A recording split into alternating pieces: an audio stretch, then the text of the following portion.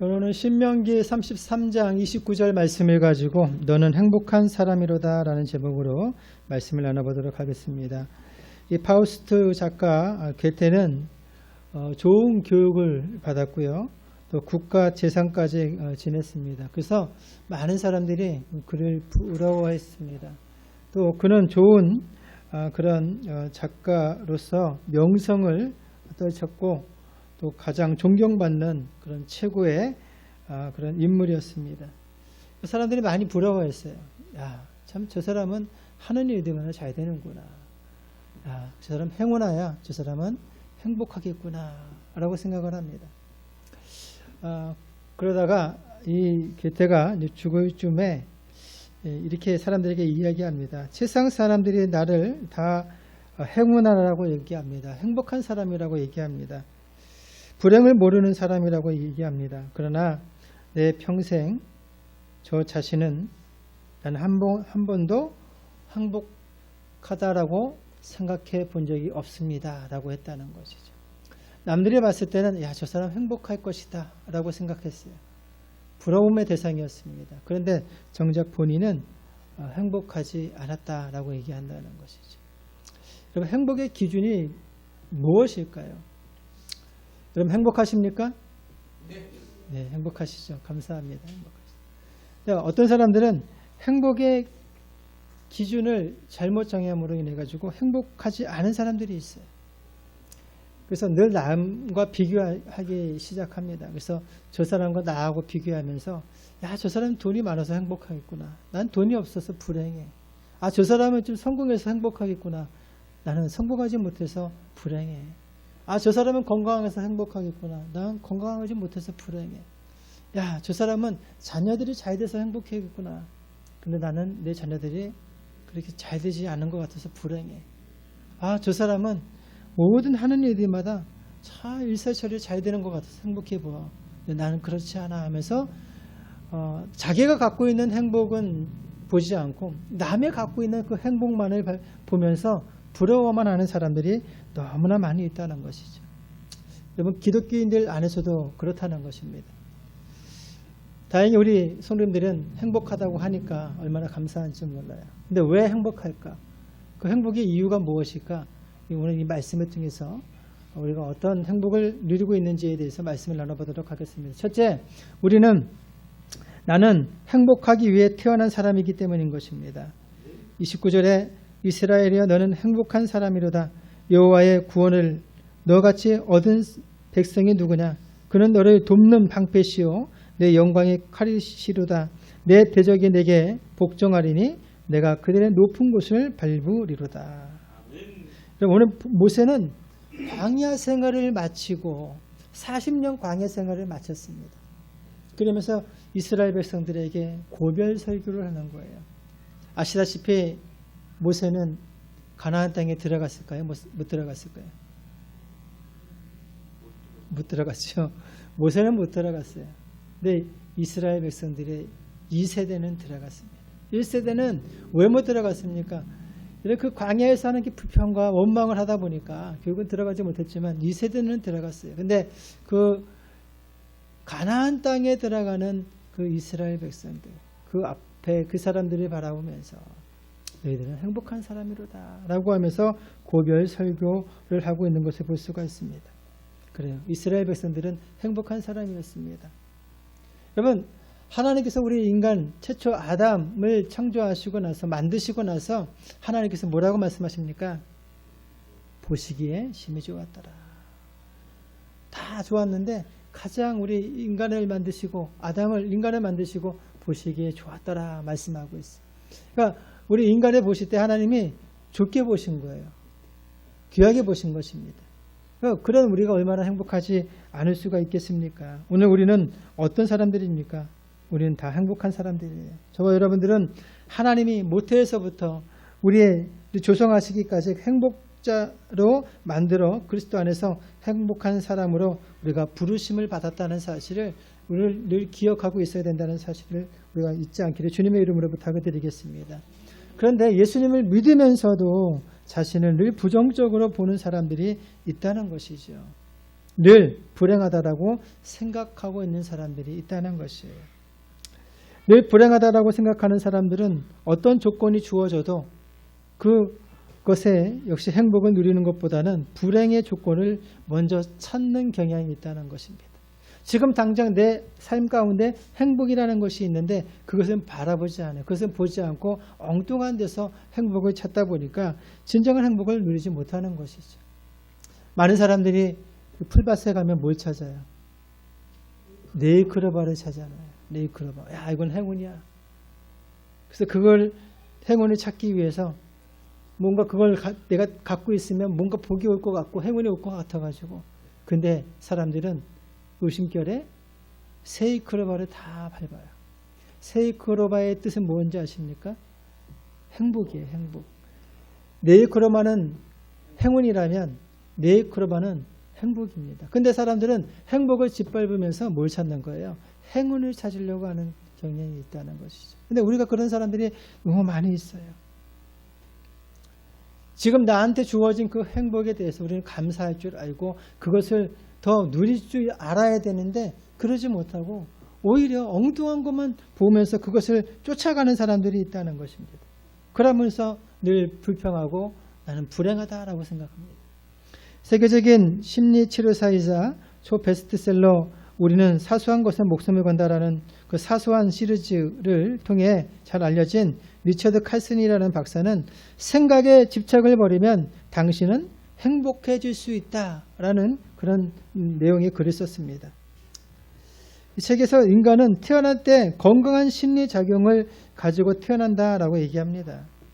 이것은 쾌활한 감정의 근원이며 진실과 영원한 행복이 머무른 곳이며 또 열악한 환경에서도 굴하지 않는 것이다 라고 얘기하죠. 여러분 우리 아이들 한번 보실까요? 아이들 태어났을 때에 그 아이들은요 어떤 불행하다라고 생각하면서 그 DNA를 가지고 태어난 것이 아닙니다. 여러분 우리 인간은 태어날 때부터요 긍정적으로 행복하고 쾌활하고 건강한 그 자아상을 갖고 태어났습니다. 근데 문제는 자라가면서 성장하면서 사람들은요 그 건강한 자아상이 무너지고 갈수록 불평과 원망 그리고 불행하다라는 생각으로 학습되어지는 경우가 참 많이 있다는 거예요. 지금 아이들 보시면 어떻습니까? 아이들은 늘 해맑아요. 아이들 웃는 모습 별거 아닌 건데도 아이들이 꽉꽉 웃고 하지 않습니까? 어저께 우리 우민희 미사님 가족들 어디 갔다 왔죠? 창경궁 거기서 보니까 창경궁 갔다 왔는데 그 시영이 그 영상을 찍은 거 보니까요.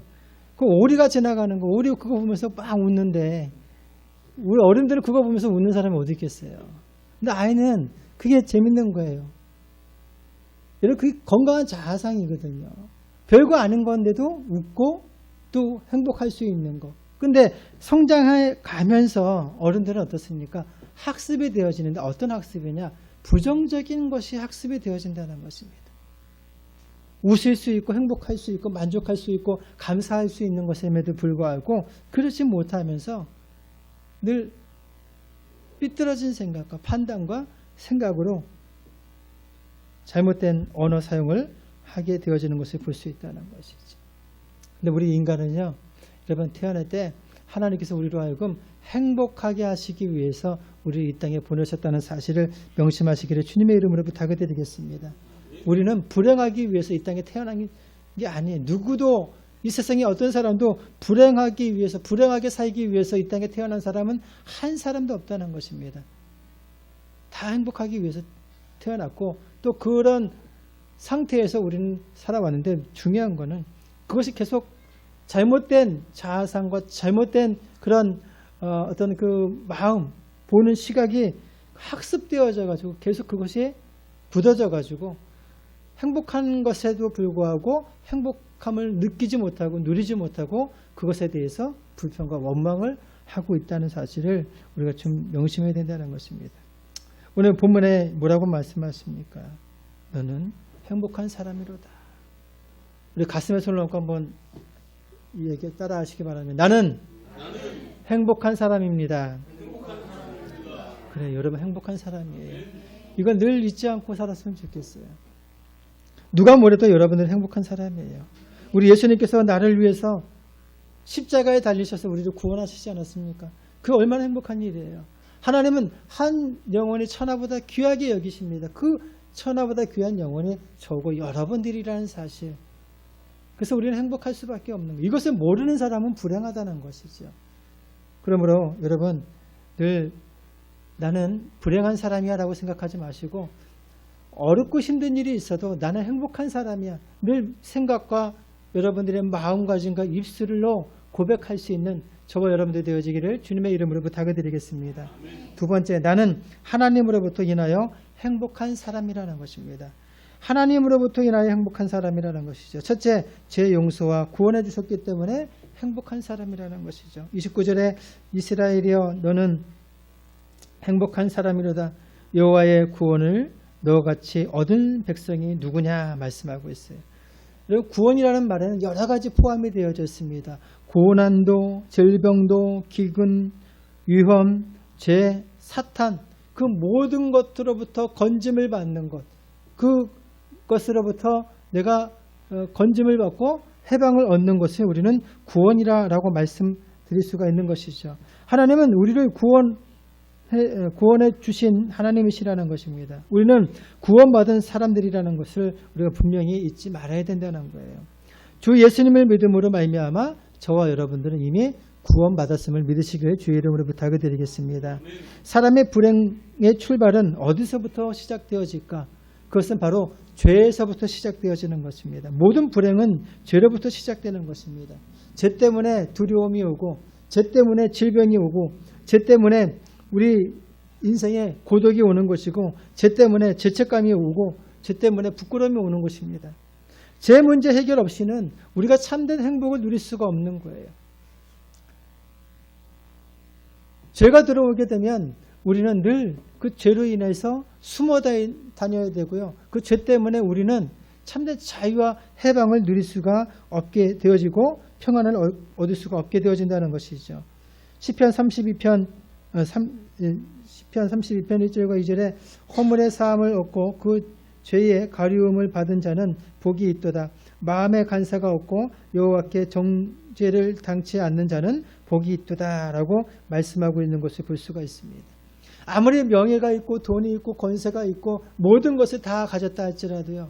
그 사람에게 죄가 들어오고 그 사람의 죄를 범했을 때 그래서 감옥에 갇히게 되어지면 어떻게 되겠습니까? 그 사람은 행복한 사람이 될 수 없는 거예요. 그 죄 때문에 감옥에 갇혀서 불행한 그런 하루하루를 보낼 수밖에 없는 것입니다. 그 사람이 행복할 수 있는 방법은 돈이 아니에요. 명예와 권세가 아닙니다. 당장 그는 그 죄에서 해방을 얻고 무죄를 얻고 아니면 그 모든 죄값을 치르고 나올 때에 참된 자유와 해방을 얻을 수 있는 것 아니겠습니까? 우리 인간이 여러분 행복할 수 없는 이유는 죄 문제 때문이에요. 죄 문제. 그래서 이 죄 때문에 사람들은 힘들어하고 또 어려움을 당하고 살아가는 사람들이 너무 많이 있다는 것입니다. 행복한 사람은 죄가 없는 사람이 아니라 죄가 용서받은 사람. 여러분 세상에 죄 없는 사람이 어디 있겠습니까? 모든 사람들이 다 죄를 짓고 살아요. 목사인 저도 죄 짓고 삽니다. 보는 것으로 생각하는 것으로 듣는 것으로 때로는 말로 또 행동으로 다 죄를 지어요. 중요한 것은 이것에 대해서 우리가 내가 죄인임을 고백하고 예수의 이름으로 회개하고 용서받는 것 이것이 가장 중요하다는 사실을 저와 여러분들이 잊지 않기를 주님의 이름으로 부탁드리겠습니다. 그래서 하나님께서 우리에게 어떤 은혜를 베풀어 주셨습니까? 죄 사함의 용서를 그 은혜를 우리에게 주신 것입니다. 그로 인해서 우리는 행복한 사람이에요. 이 속박에서 이 속박에서 이 족쇄에서 우리가 해방할 수 있는 방법이 아무것도 없습니다. 어떤 누구도 내 스스로 이 죄의 속박에서 해방될 수 있는 사람이 없어요. 한 사람도 없습니다. 아무리 그것을 헤쳐나가고 그것을 좀 풀어나가려고 한다 할지라도요. 오히려 더 큰 죄를 지을 수밖에 없는 것이죠. 많은 사람들이 세상에서 다른 종교를 통해 가지고 그 죄 문제를 해결하려고 하지만 어디 그렇습니까? 죄 문제가 해결되지 않아요. 지난주인가 지지난주에도 말씀드렸지만 성철 스님도 그렇게 유명한 스님도 본인은 얘기합니다. 마지막 죽을 때 나는 지옥 간다라고 얘기합니다. 그는 낙원에 가기 위해서 죄의 문제와 평생을 싸웠지만 그 문제를 해결받지 못했습니다. 오직 예수 그리스도 아닌 이상은 여러분 우리가 죄의 문제에서 해결받을 방법이 없습니다. 그런데 저와 여러분들은 하나님께서 우리의 죄를 해결해 주시기 위해서 당신의 독생자 예수 그리스도를 이 땅에 보내주시고 우리의 죄값을 치러주심을 통해서 우리는 그 죄로부터 자유함을 얻었음을 믿으시길 주님의 이름으로 부탁을 드리겠습니다. 그러므로 그 죄의 문제 때문에 전전긍긍할 필요 없어요. 물론 우리가 죄를 지을 수 있죠. 그러나 우리는 회개할 수 있는 은혜가 열려있고 그 길이 열려있고 그 축복을 우리가 누리고 있다는 사실을 믿으시길 주님의 이름으로 부탁을 드리겠습니다. 오늘 2절에 보시니까 뭐라고 말씀하고 있냐면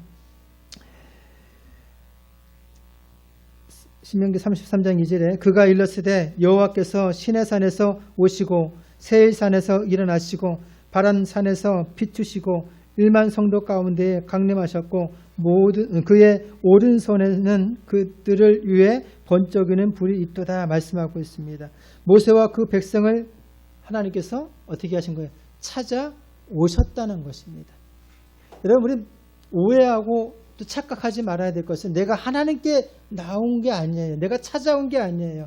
하나님이 예수님이 저와 여러분들을 위해서 찾아오셨다는 사실을 믿으시길 주님의 이름으로 부탁을 드리겠습니다. 아담과 하와가 범죄했습니다. 하나님께서 먹지 말라는 그 선악과를 먹음으로 범죄했습니다. 그런데 하나님이 그에게 찾아왔습니다. 그러면서 그에게 회개할 기회를 주시지 않습니까? 아브라함에게 하나님이 찾아오셔서 그의 범죄한 그 아브라함에게 찾아오셔서 회개할 기회를 주시지 않습니까? 살인자로서 도망쳤던 모세에게 찾아오셔서 하나님께서 그의 죄를 용서해 주시고 회복시켜 주시지 않습니까? 신약성경에서도 보게 되면 베드로를 만나 주시고 바울을 만나 주시고 빌립을 만나 주시고 다 사람이 찾아간 것이 아니라 하나님이 찾아오신 거예요. 저와 여러분들도 우연찮게 교회에 온 것이 아니라 하나님이 예수님이 여러분들을 찾아오셔서 여러분들이 예수님을 믿고 구원을 받았다는 사실을 용서를 받았다는 사실을 잊지 않기를 주님의 이름으로 부탁을 드리겠습니다.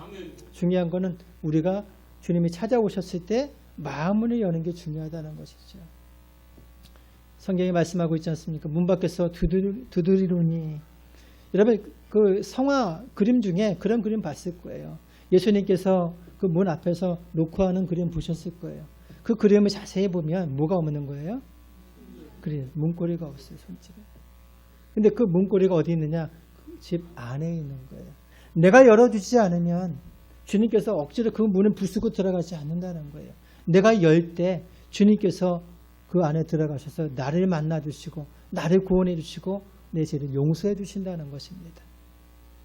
그렇기 때문에 늘 여러분들을 오시는 예수님을 인정하고 환영하고 모셔드릴 수 있기를 주님의 이름으로 부탁을 드리겠습니다. 그게 우리가 살 길이에요.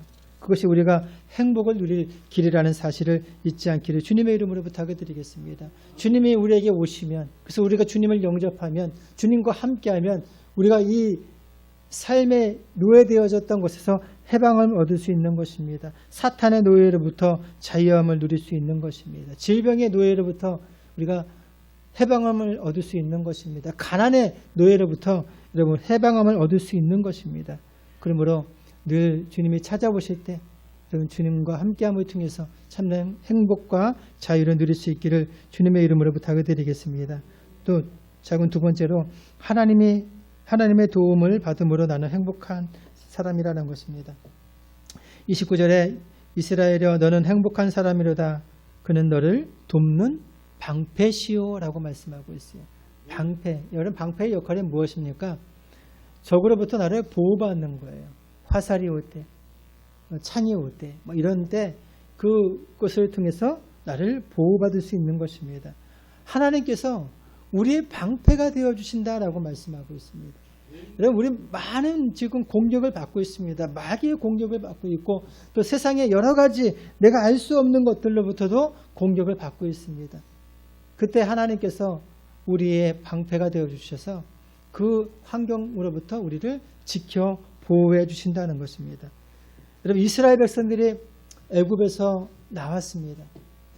여러분, 이스라엘 백성들은요, 군사 훈련을 받아본 적이 없어요. 애굽 430년 동안 그들의 그동안 했던 것이 무엇입니까? 그저 벽돌 짓는 것, 그리고 농사 짓는 것이 그들의 전부예요. 곡괭이질, 삽질, 그리고 뭐 그 집으로 해서 이 벽돌 지어가지고 성 쌓고 뭐 만드는 건 잘할 수 있을지 모르겠지만 한 번도 싸운 적이 없어요.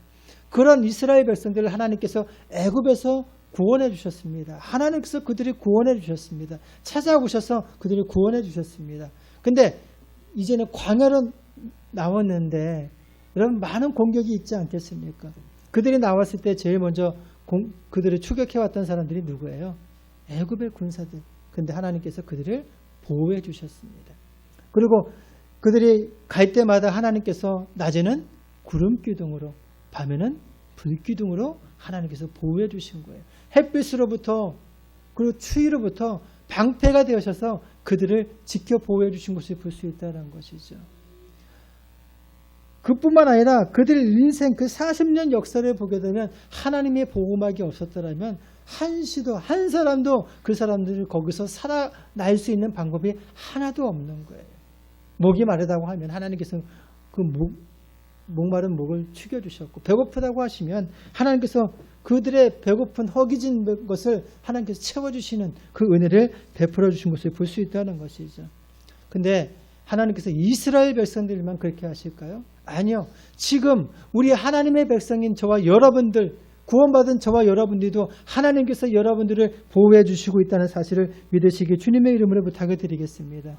하나님 보이지 않지만 하나님 보이지 않는 손으로 여러분들을 감싸고 있고 지금 그 손으로 여러분들을 보호하고 있다는 사실 여러분 아셔야 되는 거예요.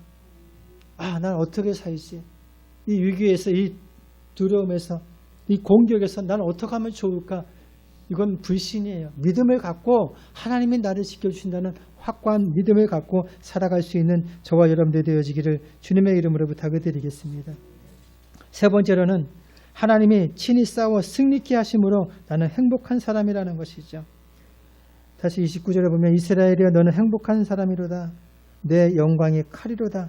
내 대적이 내게 복종하리니 내가 그들의 높은 곳을 밟으리로다 말씀하고 있습니다. 우리 인생이 나 홀로 피 흘리며 싸움을 하다가 쓰러지는 것 같이 보이지만 그러나 하나님은 항상 우리의 대장 되어 주시고 우리와 보다 앞서서 우리를 대신하여 싸워주시는 하나님이라는 사실을 잊지 않기를 주님의 이름으로 부탁을 드리겠습니다. 홀로 아닙니다. 나 혼자 아니에요. 하나님이 함께 하십니다. 때로는 하나님께서 천군 천사를 보내주시고 하나님의 사절을 붙여주심을 통해서 악한 영들과 때로는 대적들과 때로는 세상과 싸울 때 하나님께서 방패가 되어주실 뿐만 아니라 영적인 공격 무기를 통해서 악한 영들과 싸워 승리케 하신다는 사실을 잊지 않기를 주님의 이름으로 부탁을 드리겠습니다. 아멘. 여러분 다윗 그 20살도 안 된 그 청소년 그 다윗이 골리앗과 싸울 수 있었던 이유가 무엇입니까? 그는 하나님을 믿었어요. 그리고 하나님께서 늘 나의 방패요 또 내가 어떤 싸움에 있을 때 하나님께서 나를 도와주신다는 확고한 믿음이 있었기 때문이라는 것입니다. 어디서 경험했어요? 그렇죠. 사자와 곰, 그가 목동으로서 목자로서의 그 일을 하면서 경험을 했던 거예요. 그래서 골리앗을 봤을 때 다른 사람들은 야 이제 죽었구나 벌벌벌 떨었을 때 다윗은 두려워하지 않았습니다. 하나님이 나의 방패가 되어주시고 하나님이 나의 무기가 되어주셔서 내 대장 되어주셔서 이 전쟁에서 승리케 해주실 것이라는 확고한 믿음을 가졌습니다. 그래서 그가 제일 먼저 앞세웠던 것이 무엇입니까? 만군의 여호와의 이름을 앞세워서 싸우게 되어진 것을 볼 수 있다는 것이죠. 여러분 혹시 영적인 싸움을 하고 계십니까? 질병과 싸우십니까? 사업과 또 여러 가지 물질 문제로 싸우십니까? 사랑과 싸우십니까? 그러면 여러분 스스로 싸우려고 하지 마시고 하나님을 앞세워 싸울 수 있는 저와 여러분들 되어지길 주님의 이름으로 부탁을 드리겠습니다.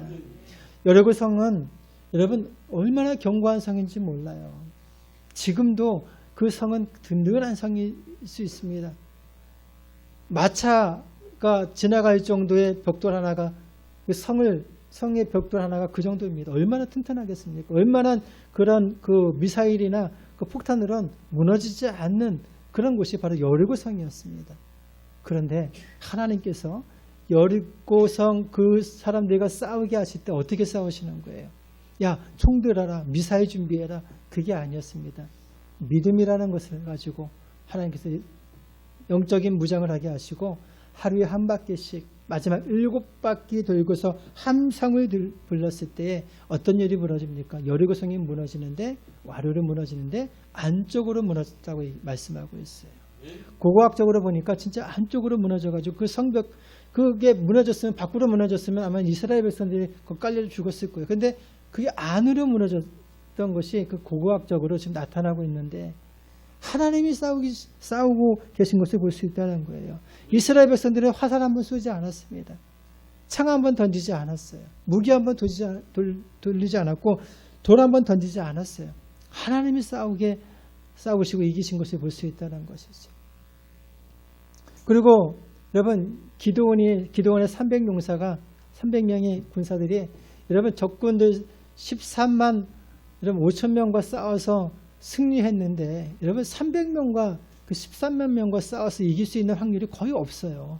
근데 이겼습니다. 특별히 또 300명이 다치거나 죽은 사람이 없어요. 그들이 싸운 것은 횃불 하나 들고 항아리 하나 들고 다와서 여호와를 위하여 기드온을 위하여 둥둥둥 치면서 깨트리고 횃불 확 들었는데 이 적군들이 그것을 보면서 우왕좌왕하면서 자기들끼리 칼로 찌르고 자기들끼리 죽이는 거예요. 누가 이기게 하신 것입니까? 하나님이 이기게 하신 거예요. 이게 하나님의 싸움의 방법이라는 것입니다. 그러므로 여러분 저와 여러분은 행복한 사람이에요. 그러니까 나 혼자 내가 뭐 길을 쓰고 내가 이 문제를 해결하려고 하면 안 돼요. 여러분 여리고성을 무너뜨리고 나서 이스라엘 백성들이요 뭘 했냐면 자신감을 가졌는데 이게 하나님을 믿는 자신감이 아니라 하나님을 의지하는 자신감이 아니라 야 이거 우리가 한 것 같아 하면서 뭐 하냐면 그 다음에 아이성에 가가지고요 그 성을 차지하려고 그랬습니다. 근데 아이성이 얼마나 작은지 이름처럼 아주 작은 성이에요. 그런데 많은 숫자의 병사를 데리고 가서 싸웠는데 대패하고 왔습니다. 왜 그런지 아십니까? 하나님이 싸운 게 아니라 자기들끼리 싸우려고 자기 힘으로 싸우려고 했다가 대패하고 오게 되어진 것을 볼 수 있다는 것이죠. 그런데 안타깝게도 기독교인들 중에서도요 내 힘으로 하려고 하는 사람이 있어요. 사업도 내 힘으로 아웅바웅 해가지고 이것을 싸워서 이겨보려고 안 되죠. 하나님이 도와주셔야 되는데 하나님이 한번 터치하면 다 문제가 해결되는데 자꾸 내 힘으로 하려니까 안 되죠. 여러분 하나님께 도움을 청하시길 주님의 이름으로 부탁을 드리겠습니다. 하나님께 도움을 청하시고 이거 부끄러운 일이 아니고 창피한 일이 아니고 하나님이 얼마든지 우리가 하나님께 도움을 청하기를 하나님이 원하고 계시는 거예요. 근데 사람들이 그게 뭐 체면이 있고 그 자존심 상하는 일이 아닙니다. 기도하십시오. 하나님 제 사업 문제 때문에 기도합니다. 제 건강 문제 때문에 기도합니다. 또 영적으로 또 사람과의 관계에 있어가지고 참 힘듭니다. 이 싸움에서 이기게 해주십시오. 제 힘으로 부족합니다. 역부족입니다. 하나님의 손길이 필요하고 하나님의 도움이 필요하고 하나님의 영적인 무기가 필요합니다. 하나님 도와주십시오. 그러면 솔직히 우리가 성경을 보게 되면 이스라엘 백성들은 진짜 손 안 대고 코 푸는 것처럼 아무것도 한 게 없어요. 그냥 믿음만 있으면 되는 거예요. 그러므로 여러분들 하나님 앞에 전적으로 하나님의 손에 여러분들의 인생을 맡길 수 있기를 주님의 이름으로 부탁을 드리겠습니다. 환난이나 기근이나 핍박이나 또 그 여러 가지 위험 가운데 있을지라도 하나님께 여러분들의 모든 것들을 맡길 수 있기를 주님의 이름으로 부탁을 드리겠습니다. 설교를 준비하다가 인터넷에서 이런 그 내용의 글을 본 적이 있습니다. 어떤 강의실에서 행복에 대한 한참 열변을 토하던 강사가 그곳에 모인 청중들에게 물었습니다. 행복을 얻는 게 더 행복할까요? 행복을 얻는 게 더 행복할까요? 아니면 주는 게 더 행복할까요? 그러자 각자 의견이 분분했습니다. 그때 한 사람이 큰 소리로 행복을 파는 사람이 더 행복합니다 라고 외쳤다고 합니다. 그렇습니다. 가장 행복한 사람은 스스로 행복을 만들어 다른 사람들에게 그 행복을 파는 사람이라는 것이죠. 세계적으로 가장 많은 성공을 거둔 민족이 어디죠? 유대인들이죠. 유대인들은 여러분 그들이 많은 그런 복을 누릴 수 있었고 또 많은 그 성공을 이룰 수 있었던 그 원인은 자기가 좋아하는 일을 했기 때문이에요. 자기가 행복했던 일들을 했기 때문이라는 것입니다. 그래서 유대인 호시는 밀크를 넣는 초콜릿을 만들어 다른 사람의 혀를 달콤하게 했습니다. 또 던키는 맛있는 도너츠로 다른 사람들의 입맛을 행복하게 했고 또한 유대인 스필버그는 자신이 좋아하는 영화를 만들어 그 영화를 보는 사람들을 마음과 정신을 행복의 세상으로 이끌어 주었다고 하는 것이죠. 특히 유대인 비달사스는 천편일률적인 여자들의 머리의 자유를 구사하게 해 머리의 혁명을 가져올 만큼 여자들의 마음을 멋지고 행복하게 만들었다고 합니다. 근데 이것이 어디서부터 시작하는 것입니까? 자기가 행복하게 여겼던 것을 했기 때문에 그것을 팔았기 때문에 사람들이 좋아했던 것을 볼 수 있다는 것이죠. 여러분 행복을 누리는 사람에서 끝나지 말고 행복을 파는 사람들이 되어지기를 주님의 이름으로 부탁을 드리겠습니다. 혹시 사업하시는 분들이 있다면 억지로 사업하는 것이 아니라 일하시는 분들 억지로 일하는 것이 아니라 그것을 행복해 하십시오. 그러면 그 행복을 통해서 그 사업이 잘 될 것이고 그 행복함을 통해서 여러분 그 회사에서도 인정받게 되어진다는 것입니다. 여러분 이런 이야기가 있습니다.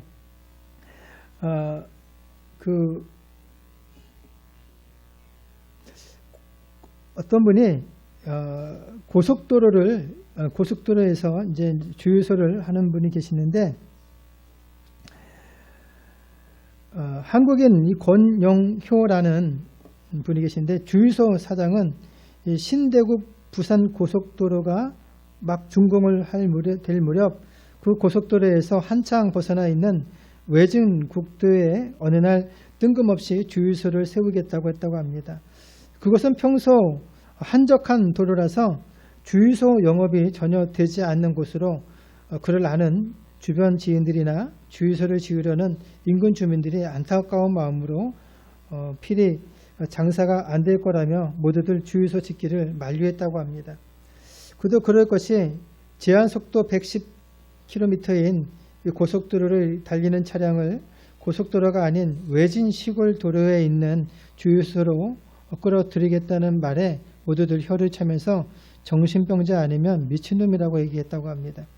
더욱이 그 도로에서 경쟁자였던 주유소를 운영하고 있는 인근 동네 이장은 필경 얼마 못 가서 망할 것이라고 같은 주유소에서 받아야 할 동의서에 서슴없이 도장까지 찍어 주었다고 합니다. 하지만 권영우 사장이 운영하는 만포 주유소는 간판을 내걸고 나서 그는 고집스럽게 다른 주유소보다 기름을 결코 싸게 팔지도 않았고 그 흔한 휴지도 운전하는 고객에게 선물하지 않았다고 합니다.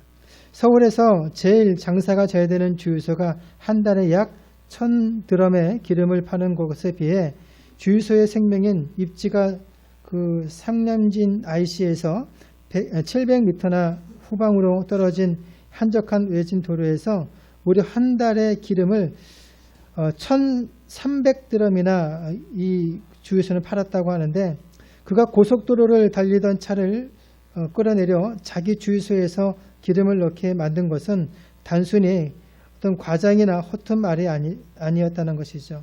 그는 단순히 기름만 판 것이 아니라 그가 주목한 것은 바로 화물차, 그것도 화물차를 운전하는 기사분들이었다고 합니다. 화물차는 낮에는 짐을 싣고 쉬거나 하고 또 도로비가 저렴한 야간을 이용해서 달린다는 점에 착안해서 주유소 지붕을 높게 만들었습니다. 그리고 1000평이나 되는 넓은 부지에 화물 기사를 위한 자기 정비 설비와 엔진 교환 설비, 그리고 기사들의 편의를 위해서 샤워실을 만들고 식당, 수면실, 탁구대, 당구대, 심지어는 골프 연습장, 또 퍼팅 연습장, 노래방, 가족을 위한 낚시터, 바베큐 시설까지 행복의 쉼터를 설치했다고 합니다. 더욱 이 주유소 인근 주변 나무에 화물 기사들이 이름을 붙여 놓고 나무에 열매가 맺히면 따기도 했다고 합니다. 또한 바로 옆에 유기농 밭을 만들어 철마다 각종 싱싱하고 좋은 유기농 채소를 기사들에게 선물을 했습니다. 그러자 입소문이 나고 이를 이용하는 화물 기사들은 너무도 편안한 휴식과 감동으로 인해 밤마다 무거운 화물차를 몰아야 하는 긴장감에서 도리어 긴장을 풀어주고 행복감을 만끽하는 장소로 만포 주유소는 어느새 행복의 쉼터로 바뀌게 되어졌다는 것입니다.